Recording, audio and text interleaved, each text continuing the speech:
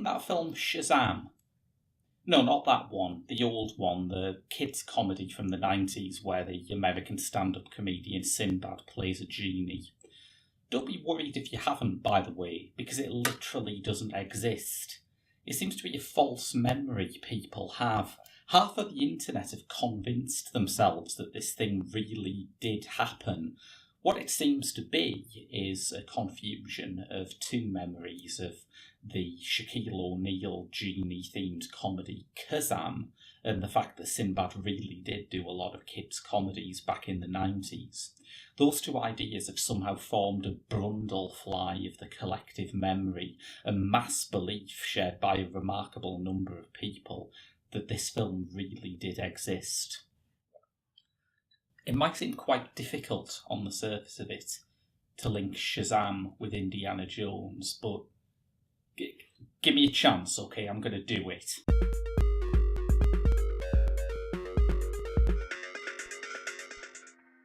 In music, of course, they discuss this sort of thing quite a lot, the way that mishearing and misremembering lyrics can alter a song, sometimes to pretty amusing effect.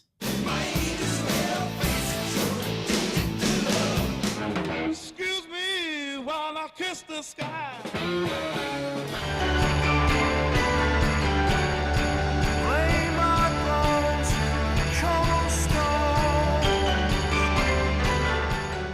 That last one's one of mine, by the way. The name that these things are given is Mondegreens, which is based around an old Scottish folk song where a duke of some description was killed, and the next lyric is, "and they laid him on the green." Someone at some point misheard that as Lady Mondegreen, and the name stuck. Lady Mondegreen is a rather good phrase too. It has a certain sort of mythic Arthurian resonance, which the original didn't really have, and sometimes songs can be improved by misheard or misremembered lyrics.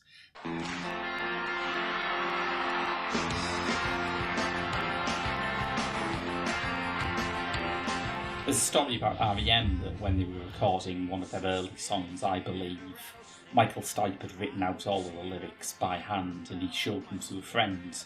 His friend, reading Michael Stipe's apparently very messy handwriting, congratulated him on this incredibly evocative lyric between the horns of the day.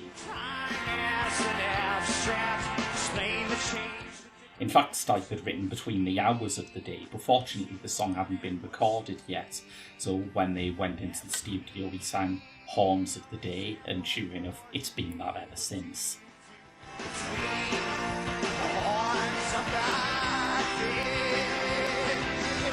It's quite strange that film culture doesn't really have an equivalent of the Mondegreen, even though misremembering part of a film can be just as revealing or interesting, and everyone knows it happens. It's famous that Humphrey Bogart never says played again Sam in Casablanca, for instance. But for a truly memorable film, Mondegreen, I always think of that time when I was rewatching the Indiana Jones films in about 2008. BBC One was showing them all again in preparation for Kingdom of the Crystal Skull, and I'd never seen them since I was a kid, so I checked them out. One of the very strange things I noticed was that in Indiana Jones and the Temple of Doom, at the midpoint of the film, Indiana Jones is actually successfully put in a trance by the villains. Wake up, Dr. Jones! Wake up! I was stunned by that. I'd always remembered it as he pretends he's in a trance to lull them into a false sense of security. Why did I think that?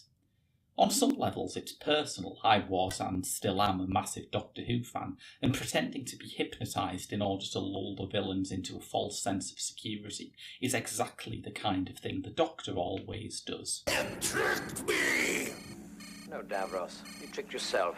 It's empty. Where's it gone? You tell me. Oh, I think the explanation might be you've been fooled by a simple olfactory misdirection. A little bit like ventriloquism of the nose. But in other aspects, I think it points up some of the strangeness of Temple of Doom itself.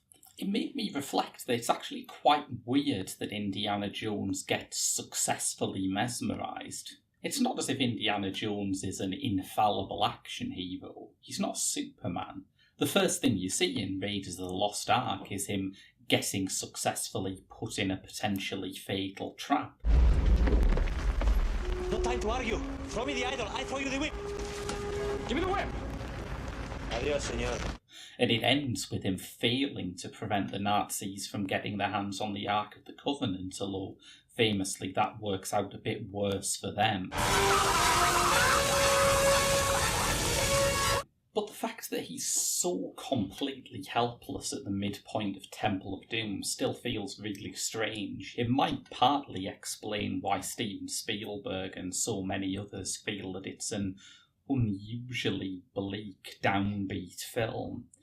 There's also the fact that the magical aspect of this narrative comes in the middle.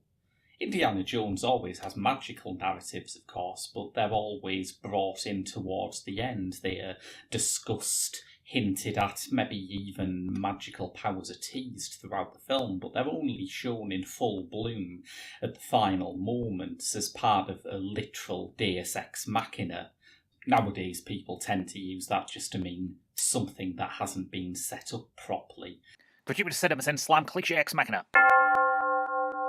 But in the past, it meant a supernatural force that came in at the end of a story and resolved the matter. Temple of Doom, by contrast, has its magical moment in the middle and ends with nothing more strange than the villains falling into a river and being eaten by alligators.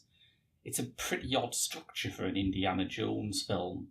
So I suppose that's how my false memory of it helped me understand what the oddities of Temple of Doom were. In terms of how it helped me enjoy the franchise, well, like I said, this was all in the build-up to Kingdom of the Crystal Skull, a film that I'm honestly rather more fond of than most people. When I talk to people who haven't enjoyed it, one of the things that constantly comes up is it is just too strange for Indiana Jones, a series whose previous instalments have been built on Judeo-Christian mythology, to end with a flying saucer and aliens. It just feels viscerally wrong to people. I suppose I didn't feel like that because I'd already had that kind of experience with Temple of Doom. Say what you want about the treatment of Indian religion in Temple of Doom, particularly if what you want to say is, blimey, it's a bit dodgy. But it unquestionably works. That break with the idea of Indiana Jones as a franchise where Jewish or Christian mythology always works had happened as early as the second film.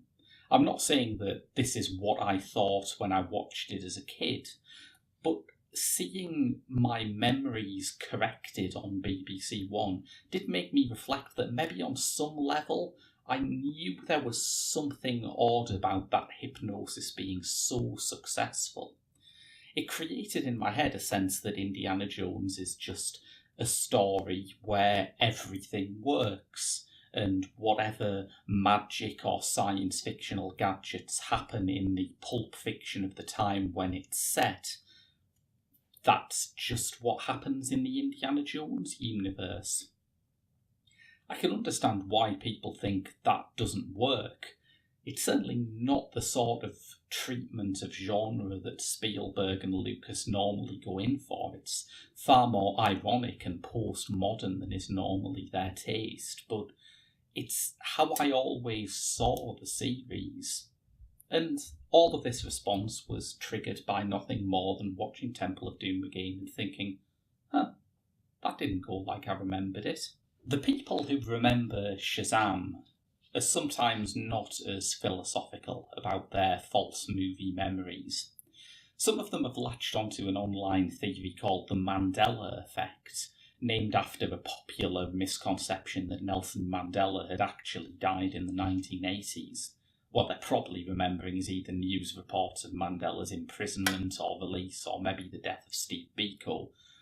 But the Mandela effect believers have persuaded themselves that this is actually proof that the entire universe has suddenly slipped track and gone into a parallel universe, but only they can remember how things used to be.